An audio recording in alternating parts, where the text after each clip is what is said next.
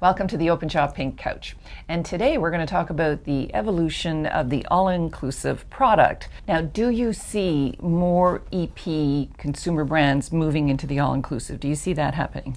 I think it's just the opposite of that. I mean, if you look back about 10 years, what you'll see is that it was more, in any one of the destinations, whether it's Cancun, the Caribbean, Dominican Republic, it was more of a 50-50 split in terms of all-inclusive versus EP, and in some cases more like 70% EP. Mm-hmm. Today, the vast majority of the new product that's going in is all-inclusive in those destinations. And it's because of the value proposition that all-inclusives bring in those destinations. Certain destinations are perfectly suited for that. Mexico is a great example of that. I think Cuba is another good example of that for the Canadian market as well. Because, again, your availability of labor, the ability to deliver high-quality service, the friendly nature of the Mexican staff. I mean, I'm so impressed with Mexico. I've been in the all-inclusive business now for 16 years.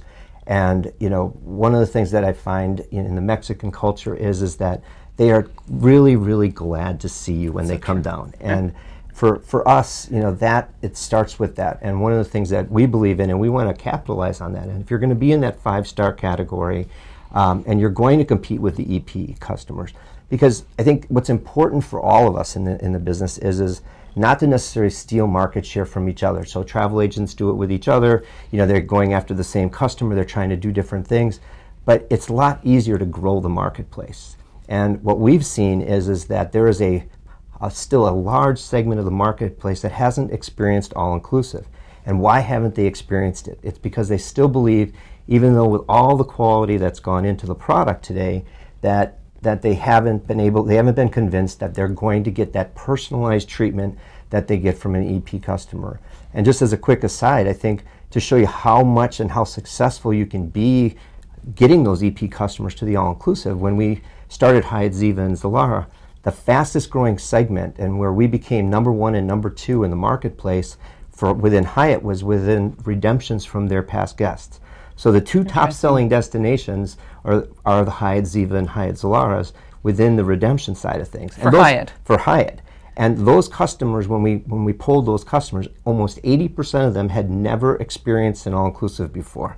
So when you think about that, how large is that market, right, and the customers that would be there? So, I wonder if that applies as much to Canada, because the Canadian market is sort of, has this frenzy around all-inclusive when the winter comes, because of course we've been raised on all the charters and the tour operators, but it's still a very, very interesting concept that you are expanding the market by bringing in, EP customers. Right. Now, what's going to happen if, say, Marriott and Four Seasons, Starwood, et cetera, start to also look at going into the all-inclusive markets? What's that going to do to the traditional brands who have been around for a long, long time? Is that going to start to take away some of their share? What do you see in your crystal ball? Well, I think it's very likely that another major brand like that will come into the marketplace. How successful they'll be will be dependent upon their ability to understand the big differences between what an all-inclusive product is versus an EP, and what you have to do differently, not only from a product standpoint, but from a distribution standpoint.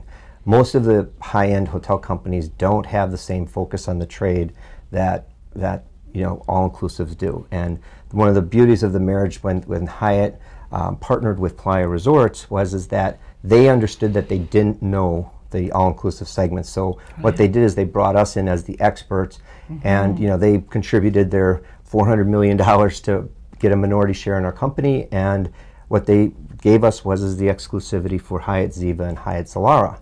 But what they didn't do was try to force a model on us that fits for their business hotels. So I think the answer is yes, that you'll see them come in. How successful they are and how they're able to deliver 5-star, high-rated resorts is really dependent upon how much they listen to you. And one thing that I think is going to be very interesting to, from the travel agent perspective is if you look at Hyatt Ziva and Zilara, the two that we have in Cancun today, there's 186 resorts that are in Cancun.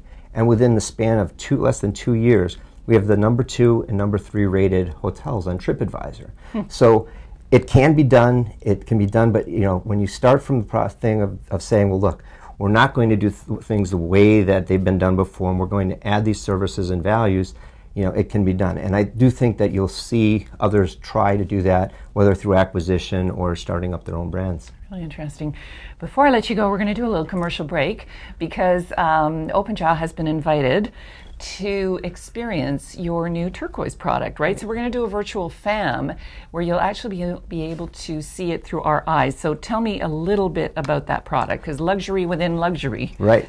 So this is, I think, and it fits really well with the whole messaging here, is that, well, where is all-inclusive going?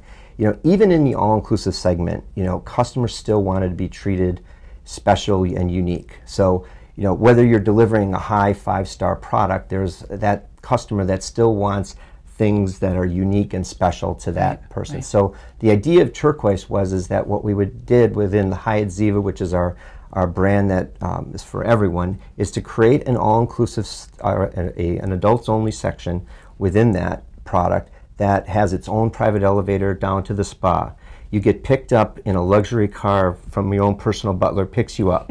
You get contacted after you make your booking through your tour operator or through your travel agent, and they go through a preference list with you of like, what kinds of liquors would you like in your room? Can I pre-book spa treatment? So again, going back to the theme of, how do we get more customers together collectively as as the trade, as the travel agent, the tour operator, and the hoteliers all working together as one unit.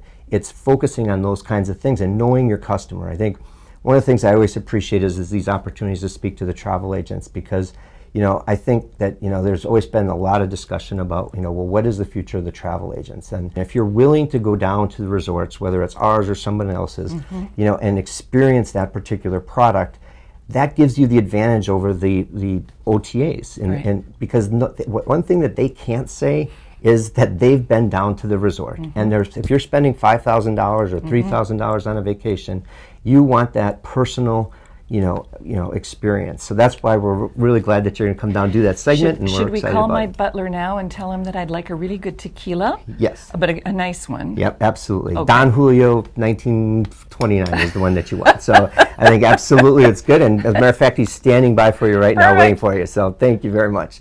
Thank you, Kevin. Thank you. Very interesting.